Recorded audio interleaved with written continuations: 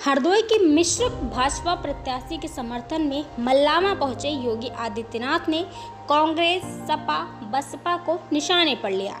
उन्होंने कहा कि उनकी सरकारें होती थी तब गरीब भूख से मरता था, ठंड में ठिठुरता था, तब उनकी संवेदनाएं गरीब के प्रति नहीं होती थी। उन्होंने कहा कि जब समाजवादी पार्टी की सरकार हुआ करती थी तब अयोध्या में आतंकवादी हमला करने वालों के मुकदमे को वापस लेने में रुचि दिखाते थे। उन्होंने रामपुर में सीआरपीएफ कैंप पर हमला करने वाले आतंकवादियों को वापस लेने में रुचि रखते थे। उस समय काशी में संकट मोचन पर हमला करने वाले आतंकवादियों के मुकदमे को लिया था। लखनऊ, अयोध्या, वाराणसी की कचहरी पर हमला करने वाले आतंकवादियों के मुकदमे को वापस लेने का प्रयास किया था। तब हाई कोर्ट ने टिप्पणी की थी कि आज जो आतंकवादियों के मुकदमे को वापस ले रहे हैं, कल इन्हें भूषण पुरस्कार से नवाजेंगे। हाई कोर्ट ने कहा था सरकार का यह कृत्य अति निंदनीय है। आतंकवादियों के मुकदमों को वापस लिया था।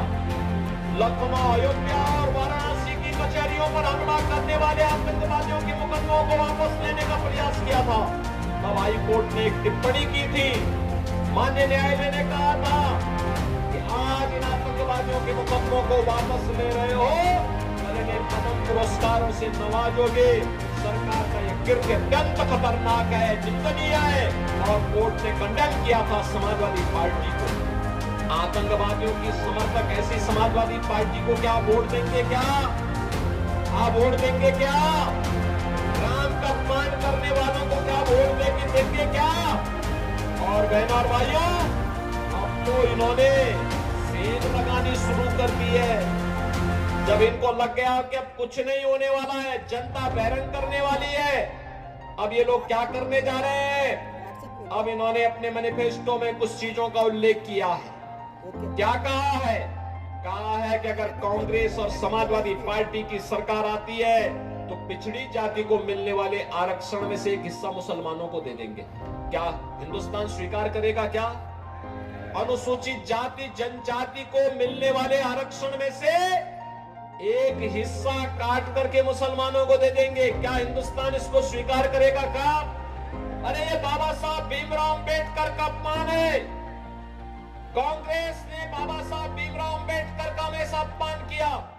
समाजवादी पार्टी ने भी बाबा साहब भीमराव अंबेडकर का अपमान किया और आज ये आपके आरक्षण के अधिकार पर भी सेंध लगाने का कुत्सित प्रयास कर रहे हैं।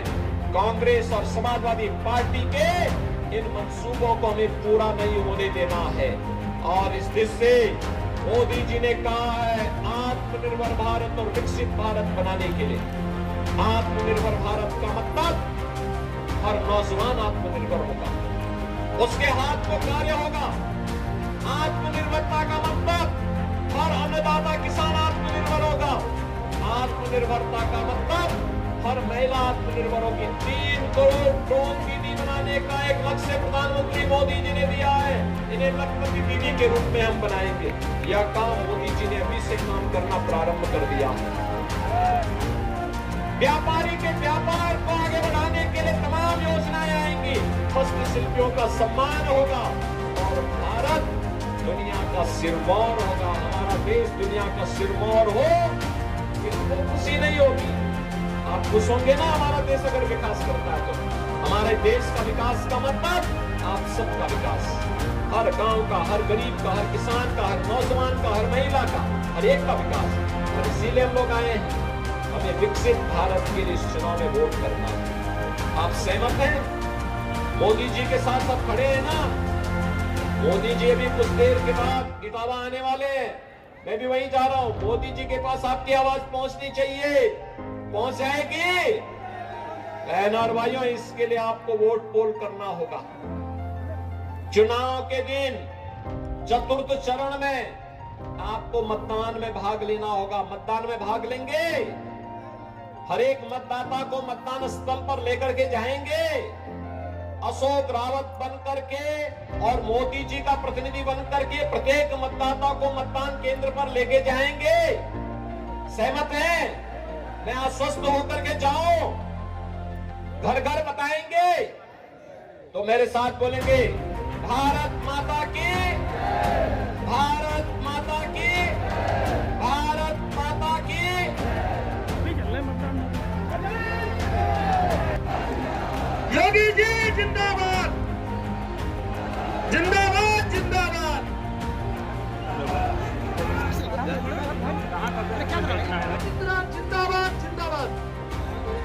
माननीय मुख्यमंत्री जी मंच पर आ चुके हैं। जोरदार तालियों के साथ गड़गड़ाहट के साथ सभी लोग स्वागत करें। खड़े होकर संपूर्ण पूरा पंडाल खड़े होकर माननीय मुख्यमंत्री जी का स्वागत करें।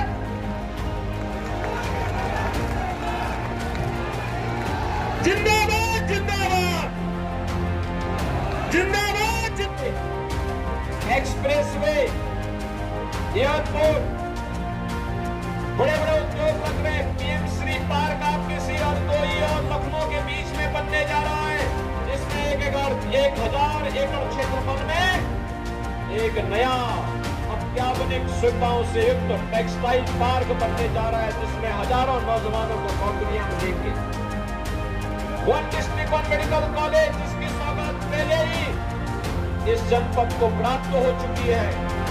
हर घर नल की योजना हो और देश भर में IIT, IIM, AIIMS, IIIT, NIT, world class university, इसकी एक लंबी श्रृंखला फैलाने का कार्य हो। ये मोदी जी के नेतृत्व में नए भारत के नए विकास की यात्रा है। और यह भी कितनी तेजी के साथ, याद करिए 1947 के पहले से लेकर के 1947 तक जितने हाईवे बने, मोदी जी के नेतृत्व में मात्र 10 वर्ष में उससे दुगने हाईवे बन चुके हैं।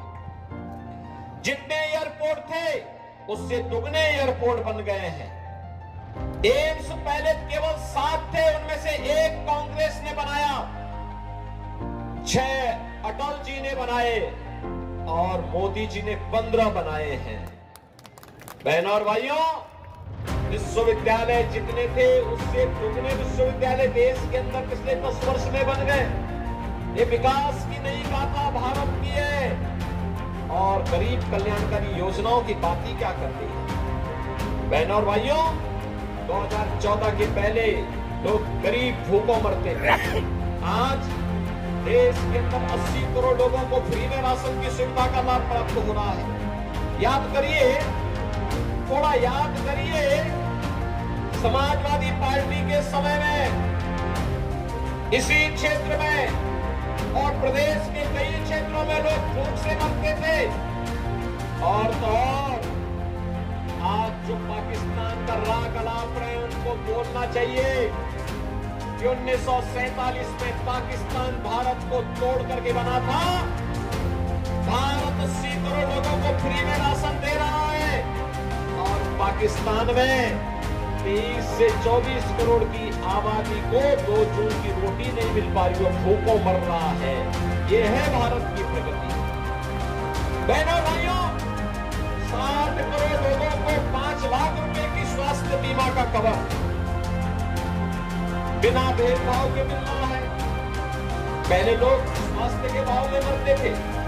अब मेरे पास आंसू या हमारे कोई भी विधायक, कोई भी पदाधिकारी अगर पत्र लिख के भेजता है कि फलाना व्यक्ति बीमार है, आयुष्मान का कार्ड नहीं है, तो हम मोदी जी के द्वारा खोले गए जनधन अकाउंट में सीधे उस गरीब को पैसा भेज के कहते हैं कि भाई अपना उपचार कराओ, चिंता मत करो, आपकी सरकार है, आपका उपचार का खर्चा सरकार उठाएगी। बहनों और भाइयों, ये पैसा सीधे अगर गरीब के खाते में पहुंच रहा है इसलिए क्योंकि मोदी जी ने जनधन अकाउंट खोल दिया। 50 करोड़ लोगों को जनधन अकाउंट खोले गए। 12 करोड़ किसानों को किसान सम्मान निधि का लाभ, 12 करोड़ गरीबों के घर में शौचालय। सबसे अधिक शौचालय का निर्माण हरदोई जनपद के अंदर हुआ है, सीतापुर और हरदोई जनपद में। बहनों और भाइयों, यही नहीं, 4 करोड़ गरीबों के मकान में आपकी आस्था का सम्मान भी है। कोई सोचता था कि अयोध्या में राम मंदिर का निर्माण होगा? कांग्रेस के लोग कहते थे कि राम हुए ही नहीं। समाजवादी पार्टी के लोग कहते थे कि अयोध्या में कोई परिंदा भी पर नहीं मार सकता। लेकिन आज जब भारतीय जनता पार्टी की डबल इंजन की सरकार आई तो अयोध्या में राम मंदिर का निर्माण भी अब हो गया है। बहनों और भाइयों, मैं मल्लावा क्षेत्र की जनता से पूछना चाहता हूं, कितने लोग अयोध्या गए हैं? इनमें से कितने लोगों ने अयोध्या में जाके दर्शन किया है? आंसू को भी, अशोक रावत से भी कहूंगा कि चुनाव के बाद यहाँ के लोगों को लेकर एक बार अयोध्या फिर से दर्शन करने के लिए जाएंगे। बहनों और भाइयों, एक नई अयोध्या के दर्शन होंगे। अयोध्या जो पहले 5 साल पहले 10 साल पहले गया होगा, आज की अयोध्या को पहचान नहीं पाएगा। इतनी अच्छी अयोध्या बन गई, जैसे साक्षात रामलला अयोध्या धाम में फिर से विराजमान हो गए हो। 500 वर्षों के बाद रामलला ने अयोध्या में होली भी खेली और अपना जन्मोत्सव भी मनाया है। और रामनवमी के दिन आपने देखा होगा सूर्य तिलक से कैसे भगवान राम का अभिषेक हो रहा था। ये है नया भारत। विरासत भी है, विकास भी है, जन विश्वास भी है, आपकी सुरक्षा भी है, सम्मान भी है और समृद्धि के लिए भी नए नए कार्य हो रहे हैं।